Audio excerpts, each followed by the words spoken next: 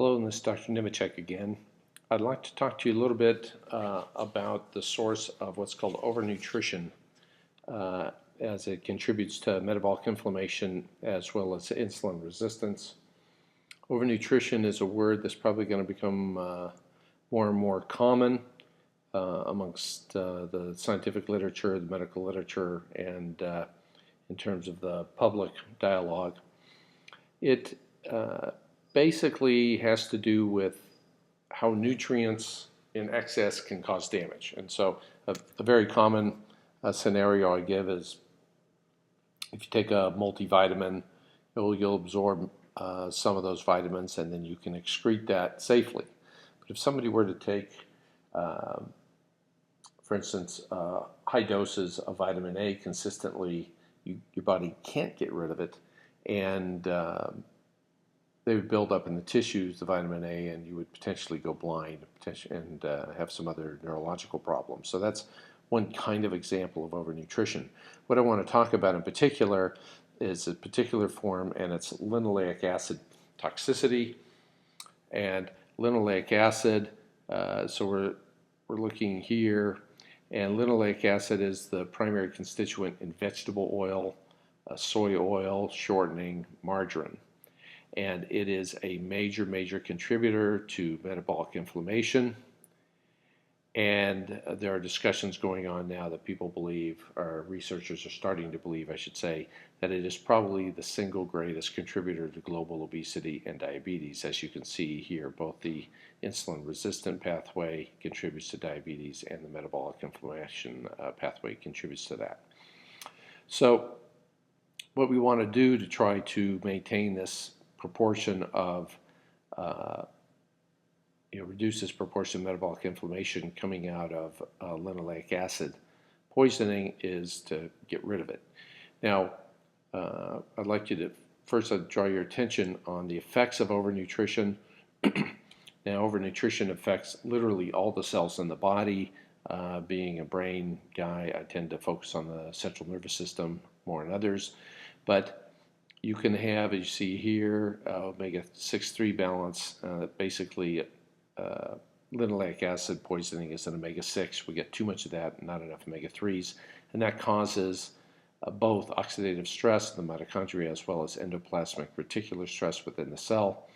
And these both contribute to increased inflammatory cytokine production, which gives you the metabolic inflammation and to some degree your insulin resistance. It alters endocannabinoid function, which increases hunger, body fat, also contributes to insulin resistance, and is a component of the intracellular protein accumulation that's common in neurodegenerative diseases such as Alzheimer's and Parkinson's. So of these two components here, oxidative stress is dealt with it. Excuse me, antioxidants, and but more and more research is telling us that the primary driver of this overall stress is the endoplasmic reticular stress. Oops, sorry, I'm clicking on the wrong thing there. So we want to kind of undo this, and as we do, the factors, the pressures that are causing these other diseases will greatly lessen, and it can, in some cases, actually reverse. So what are omega-6s and omega-3s? Omega-6s are a form of fatty acid that are commonly found in plants. Predominant form is linoleic acid. They go through these conversion steps here, and they are turned into the chemicals that we need to make normal, healthy inflammation. All right? Omega-3s come in the form of nuts, and flax gives us alpha-linoleic acid. Most people are familiar with EPA and DHA. These are the omega-3s that are found in fish oil, but these are also found in many animals that eat their wild food. For instance, cattle that eat grass-fed beef, cattle that eat grass, have as much omega-3s as halibut, actually. Now, if you feed them corn and soybeans, which contain linoleic acid, okay, so you put them in the stockyard, they instead of getting linoleic acid, those corn oil and soybean oil is converted into arachidonic acid. in the cow meat, and so you're going to pick it up that way. But omega-3s turn into the chemicals that turn off inflammation. 6s turn on inflammation. We need these. We need these in roughly a 1-to-1 ratio. Some people say 2 or 3 to 1, but still a pretty low and equal ratio. And that helps us to have normal, healthy inflammation, which repairs damage day in, day out of our tissues, as well as helps modulate and fight infections. The problem is, as you can see here on the bottom, is that we're getting 20 times the amount of linoleic acid than we are of omega-3s. And this is causing the massive shift in metabolic inflammation. Basically, your immune system, once activated, just stays on. It's hard for it to shut off properly. And so when you do this in animals,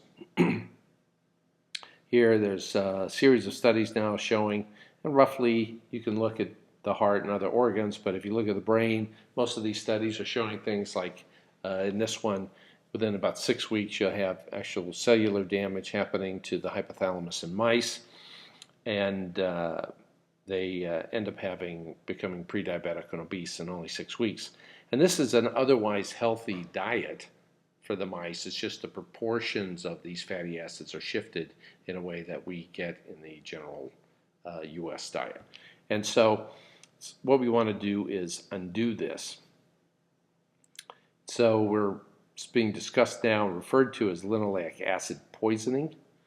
And so when you have this problem down here, we need more 3s and we need less 6s. Okay?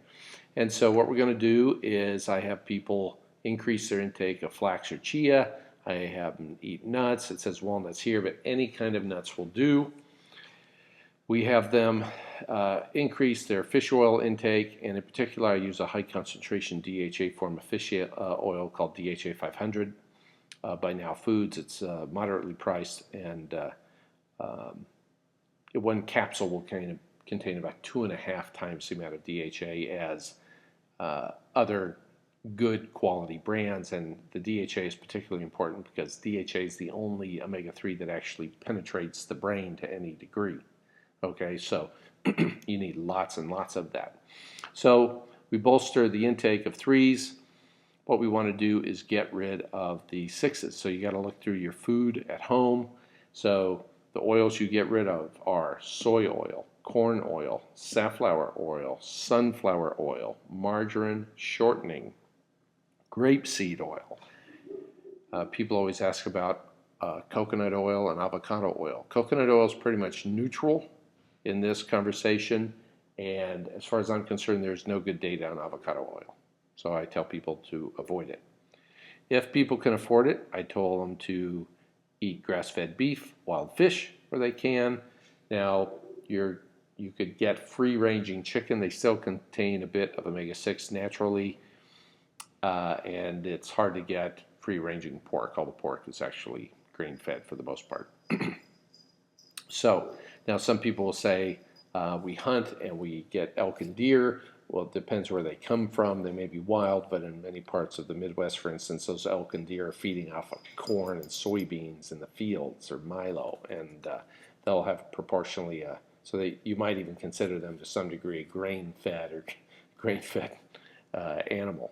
So those are ways you can start shifting this, but and I tell people that many people say, well, we don't cook with this, actually. Well, the average American's getting about 10% of their calories from soy oil, and the 90+% of that they don't add to their own food. It's been added in the stuff they buy. So you've got to look at the package labels that you're buying, your mayonnaise, your salad dressing, your bread, everything. And you have to realize when you eat out, all your dressings, all that kind of stuff is, the vast majority of that's being made by soy oil. And when they're frying it in soy oil because it's just the cheapest stuff they can get. So what we do as you can see here, there's a little red bar here. And what this red bar indicates is that oleic acid is an omega-9, and through a competitive inhibition, it's going to block this last conversion step. And it will prevent this excess flow of these omega-6s, whether they're coming from the oils themselves or from the meat here. It's going to prevent this excessive production of chemicals. And so what is oleic acid? Well, extra virgin olive oil is 70% oleic acid. So basically what I've just laid out for you is the Mediterranean diet.